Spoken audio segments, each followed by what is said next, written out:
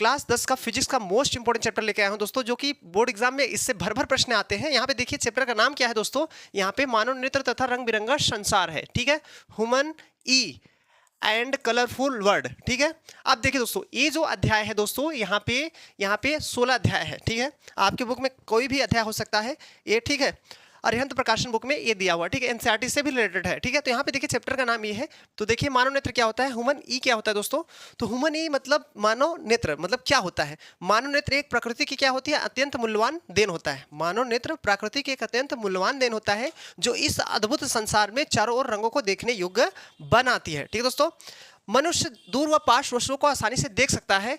यह एक प्रकाश संवेदी अंग है, ठीक है दोस्तों। कहने का मतलब ये जो मनुष्य का आंख होता है, यहाँ पे देख रहे होंगे आप लोग, ये बहुत इंपॉर्टेंट महत्वपूर्ण अंग है आंख का, ठीक है दोस्तों। हमारा आंख अगर नहीं होता हमारे पास, तो हम क्या आपको पढ़ा पाते, नहीं पढ़ा पाते। अगर आपके पास आंख नहीं होता तो क्या आप पढ़ पाते, नहीं पढ़ पाते। तो आंख जो है शरीर का बहुत महत्वपूर्ण अंग है दोस्तों। इसीलिए कहा गया है मानव नेत्र क्या होता है, मैंने बताया आपको, मानव नेत्र एक प्रकृति के अत्यंत मूल्यवान देन है, जो इस अद्भुत संसार में चारों ओर रंगों को देखने योग्य बनाती है। मनुष्य पास व दूर की वस्तुओं को आसानी से देख सकता है। यह एक संवेदी अंग है, मतलब यह एक प्रकाश संवेदी अंग है, यहाँ पे है, ठीक है। इसका आप डिफिनेशन भी लिख सकते हैं, मैंने लिख भी रखा है। मानव नेत्र प्राकृतिक एक अत्यंत मूल्यवान देन है, जो इस अद्भुत संसार में चारों ओर रंगों को देखने योग्य बनाती है। मनुष्य मतलब मानव नेत्र की सहायता से मनुष्य पास और दूर की वस्तुओं को आसानी से देख सकता है, चाहे पास रहिए चाहे दूर रहिए, आसानी से देख सकता है। यह एक प्रकाश संवेदी अंग है, ठीक है दोस्तों। आई होप आपको मानव नेत्र की डिफिनेशन आपको बहुत अच्छे समझ में आ गया होगा, आप लोग लिख भी लीजिएगा। चलिए अगला हेडिंग हम बढ़ते हैं, ठीक है बच्चों। चलो अगला हेडिंग क्या है, यहाँ पे देखिए, मानव नेत्र की संरचना, ठीक है। मानव नेत्र की है संरचना, मतलब मानव नेत्र की संरचना क्या है, इसको हम समझते हैं। पहले मैंने आपको क्या करना था, यहाँ पे फिगर दिखाना था। बीच वाला भाग होता है ई वाला, इसको हम क्या बोलते हैं, पुतली, क्या बोलते हैं, पुतली, ठीक है। और इसको हम क्या बोलते हैं, सिलेरी मांसपेशियां, ठीक है। और यहाँ पे जो होता है, जिसमें हम लोग इसको जलीद्रव बोलते हैं। जलीद्रव यहाँ पे जो आँख के पास होता है, आँख का मतलब जैसे ऐसे खोलो, जैसे हम लोग रोते नहीं है, जब आंसू वगैरह निकलता है तो वहीं पे टिक जाता है, तो वो होता है जलीद्रव। जलीद्रव आपको हम समझाएंगे क्या होता है। ये नमकीन पदार्थ होता है, जो नमकीन जैसा आता है, इसके बारे में हम डिटेल बताएंगे। फिर अगला हेडिंग है दृढ़ पटल। यहाँ पे सभी देखिए आइरिस कहाँ होता है, यहाँ पे होता है, जिसमें हम लोग काजल वगैरह यूज करते हैं। उसके पास कार्निया इसके पास भी होता है, ठीक है। ये आपका फिगर है, ठीक है। अभी हम फिगर के माध्यम से पहले समझेंगे, ठीक है दोस्तों। ये आपका डायग्राम मैंने अलग अलग लिख रखा है बताने के लिए आपको। अगला हेडिंग आपका क्या था, मानव नेत्र की संरचना, ठीक है। तो मानव नेत्र की जो है निम्नलिखित मुख्य भाग होते हैं, ठीक है, निम्न भाग होते हैं, निम्नलिखित भाग होते हैं। मानव नेत्र क्या होते हैं, निम्नलिखित भाग होते हैं, बहुत सारा होता है, ठीक है। तो यहाँ पे देखिए पहला क्या है, दृढ़ पटल, ठीक है। इसको हम पहला समझ सकते हैं या कुछ भी नाम दे सकते हो। दृढ़ पटल क्या होता है, ठीक है। तो दृढ़ पटल क्या होता है, मानव नेत्र एक खोखले गोले की भात होता है, ठीक है, जिसका व्यास लगभग 25 मिमी का होता है, जो बाहर से एक दृढ़ अपारदर्शी श्वेत परत से ढका होता है। यह अपारदर्शी परत दृढ़ पटल कहलाता है। कहने का मतलब दोस्तों, ये कह रहा है मानव नेत्र एक खोखले गोले के भात होता है। मानव नेत्र जो होता है एक खोखले गोले के भात होता है। गोला तो आप जानते होंगे, ठीक है। मानव नेत्र खोखले गोले का भात होता है, जिसका व्यास लगभग कितना होता है, 25 मिमी होता है, ठीक है। जो बाहर से जो है एक दृढ़ व अपारदर्शी श्वेत परत से ढका होता है, ठीक है। यह एक अपारदर्शी परत दृढ़ पटल कहलाएगा, ठीक है। यह अपारदर्शी परत दृढ़ पटल कहलाता है, ठीक है दोस्तों। यहाँ पे कहने का मतलब, जो मानव नेत्र एक जो होता है एक खोखले गोले का भाग होता है, जो मानव नेत्र है यहाँ पे ये देख रहे होंगे आप लोग, ये जो होता है एक खोखले गोले का भाग होता है, जिसका व्यास मतलब इसका व्यास भी होता है। जैसे मैंने यहाँ पे गोला बना दिया तो इसमें व्यास होता है ना इसका, तो ये व्यास जो होता है यहाँ पे कितना होता है, 25 मिमी होता है, ठीक है। जो बाहर से एक दृढ़ अपारदर्शी श्वेत परत से क्या होता है, ढका होता है, ठीक है, जिसको हम लोग बोलते हैं दृढ़ पटल, ठीक है दोस्तों। जो नेत्र की भीतरी भागों को सुरक्षा करता है, मतलब जो नेत्र की भीतरी भागों की जो है सुरक्षा प्रदान करता है। अब सुरक्षा कैसे प्रदान करता है, थोड़ा यहाँ पे समझ लीजिए। जैसे कहने का मतलब, यहाँ पे देख रहे होंगे अलग अलग, आप मैंने यहाँ पे डिजाइन जो है इसका भाग लिया है। देखो यहाँ पे जो ये आंख दिख रहा होगा आपको, ठीक है। सभी में देखिए मैंने हर तरीके से जो है आंख यहाँ पे लिया हुआ है, ताकि आपको कोई भी दिक्कत ना हो, ठीक है। यहाँ पे समझिए, मैंने हर साइड से जो है आंख लिया हुआ है, समझ देखिए। जैसे अगर मान लो यहाँ पे आंख है, जब आंख पे रोशनी पड़ती है तो यहाँ पे जाता है मस्तिष्क में, यहाँ पीछे देखो यहाँ पे जा रहा है। इसमें भी थोड़ा देखिए, सब में अलग अलग दिखाई दे रहा होगा आपको लोग। मैंने बताया मानव नेत्र एक खोखले गोले का भात होता है। ये जो होता है एक खोखले गोले का भात होता है, जिसका व्यास मैंने क्या बताया, 25 मिमी होता है। जो भीतरी भागों क्या होता है, सुरक्षा प्रदान करता है। मैंने इसको भी बताया, अभी इसके डिफिनेशन भी बताया। अभी यहाँ पे थोड़ा सा ये जो मैंने बता रहा था, यहाँ पे हमारे खोपड़ी में जो है, यहाँ पे देखिए मांस जो है, ये चमड़ा वगैरह जो दिख रहे होंगे आप लोग, इसमें सभी चमड़ा हटाया गया है। तो तब यहाँ पे देखिए इसका जो आँख का देखिए यहाँ पे कैसा दिखाई दे रहा होगा। यहाँ पे आँख इस तरीके से होगा, एक खोखले गोले की भात होता है, ठीक है। यहाँ पे देखिए मैंने सभी का जो है आँख, ये जो दिख रहा होगा आपको, ये क्या है, ये खोखले गोले की भात होता है, आप लोग देख सकते हैं, ठीक है। ठीक है। अब इसके हम अगले जब इसको हम बताएंगे तो आप समझ पाएंगे इसके डिफिनेशन के हिसाब से। अभी इसको हम समझाते हैं, पहले आप यहाँ पे समझ लीजिए। मैंने क्या बताया आपको, बताया दीर्घ पटल। आई होप दीर्घ पटल आपको समझ में आ गया होगा। मानव नेत्र के खोखले गोले के भात होता है जिसका व्यास लगभग 25 मिमी का होता है, जो बाहर से एक दृढ़ व अपारदर्शी श्वेत परत से ढका होता है। यह एक अपारदर्शी परत दृढ़ पटल कहलाती है जो नेत्र के भीतरी भागों की सुरक्षा करती है। ठीक है, आई होप आपको समझ में आ गया होगा। अभी देखिए हम आपको अगला हेडिंग क्या है, रक्तक पटल। ठीक है, रक्तक पटल क्या होता है, देखिए श्वेत परत के भीतरी पृष्ठ से लगी हुई अंदर की ओर एक काले रंग की झिल्ली होती है। श्वेत परत के भीतरी पृष्ठ से लगी हुई अंदर की ओर एक काले रंग की झिल्ली होती है। ठीक है, जिसे हम लोग क्या बोलते हैं, रक्तक पटल बोलते हैं। ठीक है, यह काले रंग के कारण ही प्रकाश को क्या करती है, अवशोषित करती है। ठीक है, यह काले रंग के कारण प्रकाश को अवशोषित, देखो आप लोग पढ़े होंगे, प्रकाश जो होता है, जो सूर्य होता है या प्रकाश कुछ भी ले लो, वो काले रंग, जैसे काला कपड़ा पहन लीजिए, अगर धूप में जाइए तो आपको धूप ज्यादा लगे, क्योंकि आपको जो है काला कपड़ा जो है प्रकाश को अवशोषित करता है। ठीक है, और व्हाइट जो होता है परावर्तित करता है। ठीक है, तो यहाँ पे क्या करेगा, यह काले रंग के कारण ही प्रकाश को क्या करता है, अवशोषित करता है तथा आंतरिक परावर्तन को रोकती है। मतलब अवशोषित करती है, अवशोषित करेगी तो उसमें परावर्तित होगा ही नहीं, तो क्या करती है, आंतरिक परावर्तन को रोकती है। बहुत इंपॉर्टेंट है। तो मैंने क्या बताया, श्वेत परत के भीतरी पृष्ठ से लगी हुई अंदर की ओर एक काले रंग की झिल्ली होती है जिसे हम लोग क्या बोलते हैं, रक्तक पटल बोलते हैं। काले रंग के कारण ही ये प्रकाश को क्या करती है, अवशोषित करती है। ठीक है, ताकि आंतरिक परावर्तन को रोक सके। ठीक है, ये आपका डिफिनेशन हो गया। चलिए आगे में अगला हेडिंग क्या है, कार्निया। ठीक है, तो कार्निया क्या होता है समझिए। कार्निया हम लोग कहाँ पे यूज करते हैं, देखिए यहाँ पे कार्निया, यहाँ पे देखिए जो आंख दिख रहा होगा जिसमें हम लोग क्या करते हैं, काजल वगैरह लगाते हैं। काजल तो आप जानते होंगे, काजल तो लगाते होंगे, ठीक है ना।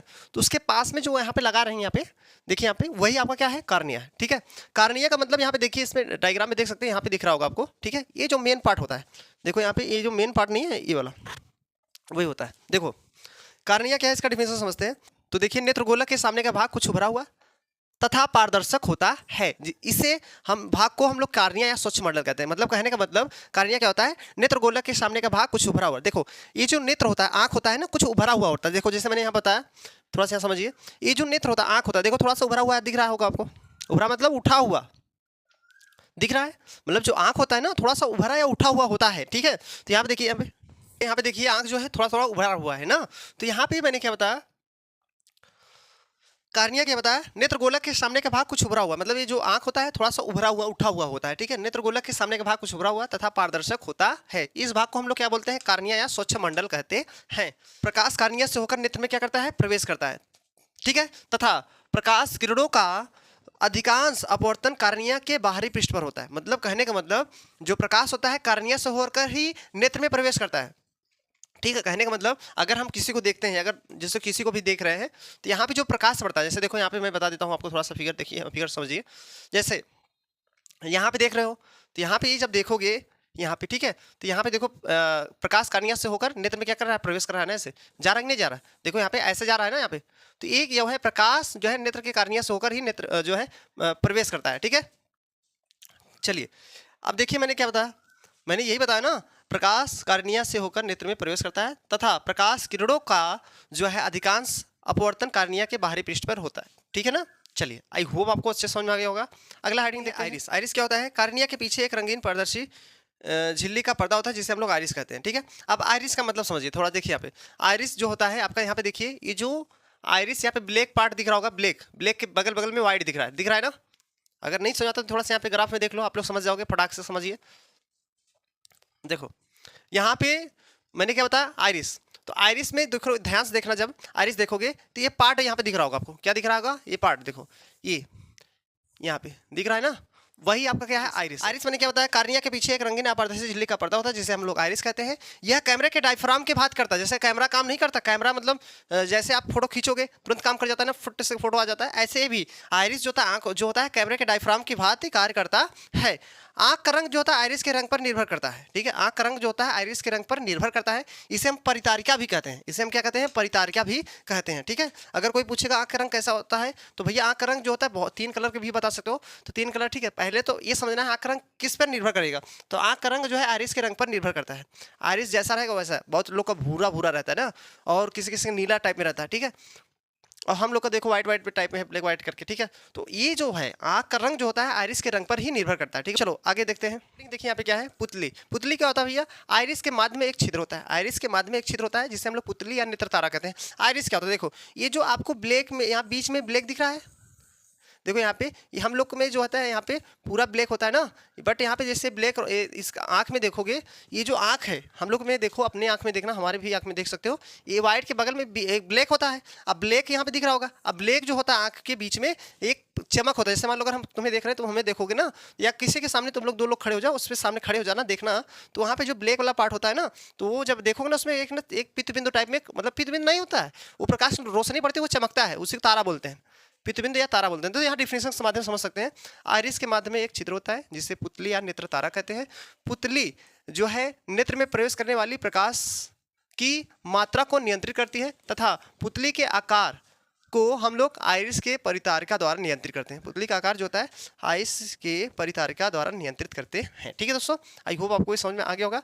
ठीक है, जब प्रकाश अत्यधिक चमकीला होता है तो आइरिस सिकुड़ जाता है। जैसे अभी अधिकतर जो अप्रैल मई जून आने वाला है, तो उसमें गर्मी बहुत होती है। गर्मी जब होती है, जब हम धूप में निकलते हैं तो आँख अपने आप ऐसे सिकुड़ जाता है ना।